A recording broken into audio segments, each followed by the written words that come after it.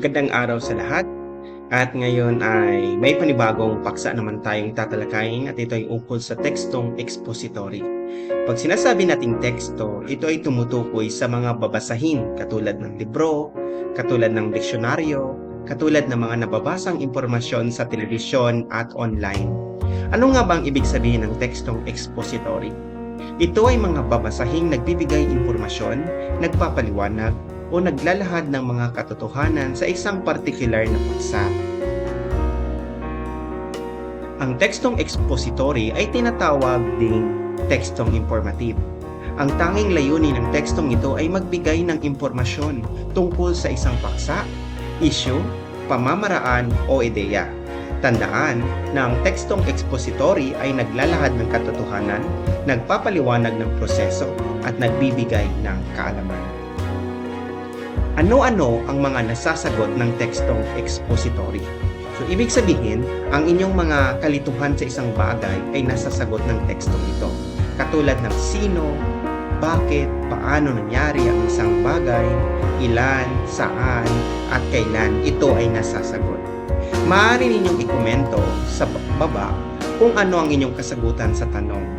Paano nakatutulong ang pagbasa ng tekstong expository sa pag-unawa mo sa mga kaganapan sa iyong paligid? Comment na at mag-shoutout ako sa inyo sa klase natin. Pagpatuloy natin, itong mga ilang pagkukuhanan ng datos. Ibig sabihin ilang pagkukuhanan, mayroon pang iba na hindi ko naibigay. Una, libro. Ikalawa, yung pagbabasa ninyo ng research. Pangatlo, dyaryo. Pang-apat, brochure. Sunod, panlima, tekstong online. Kaanim, telebisyon. Ikapito, mga artikulo at mga journal. Iyan ang mga halimbawa. Halimbawa nito, live breaking news. Coronavirus disease, COVID-19. Ang virus na ito ay nakahahawa mula sa isang tao patungo sa iba. Saan ito nagmula?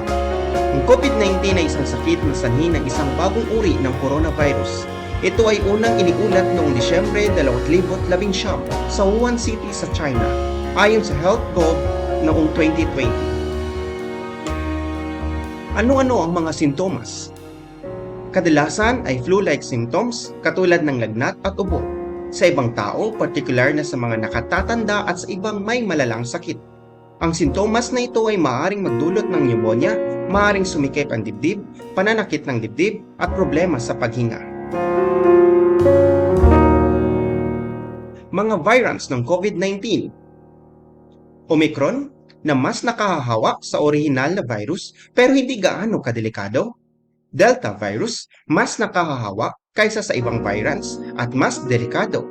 SARS-CoV-2, ito ang tawag sa COVID-19 ng mga eksperto. Update sa Pilipinas noong 2024. Makikita sa ibaba ang bilang ng mga kaso ng COVID-19 sa bansang Pilipinas. Noong ika-29 ng Pebrero sa taong ito, 4 na milyon ang kaso ng COVID-19. Namatay, 66,864. Mga kaso ngayon sa kasalukuyan, 502. Yan lamang po, balik sa iyo. Yan yung halimbawa ng tekstong informative. So, nagbibigay siya ng impormasyon sa mga bumabasa, sa mga nanonood.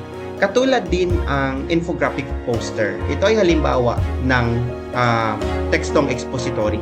Kasi kahit na marami siyang larawan, ay nagbibigay siya ng mga impormasyon at mas madali nating nakukuha kung ano ang gusto niyang pinupunto. Katangian ng tekstong expository. Dapat alam ninyo ang katangian ng expository, di ba? Unang-una, dapat ito ay malinaw at organisado. Check na check. Ikalawa, may ebidensya at paliwanag. Check na check. Pangatlo, pangkalatang diwa o may tema. Check na check. Pang-apat, paggamit ng mga sanggunian. Kasi hindi maniniwala, hindi kapaniwala ang isang impormasyon na nababasa kung walang eksperto o wala itong reference kung saan kinuha. Dapat alam ninyo ang paksa kasi ito ang nagsasaad kung ano ang tatalakayin o ipinapaliwanag sa isang teksto, ano ang layunin ng inyong binabasa, at ano ang ideya ng inyong ibinabasa. Sana ay marami kayong nakuha at yun lamang po.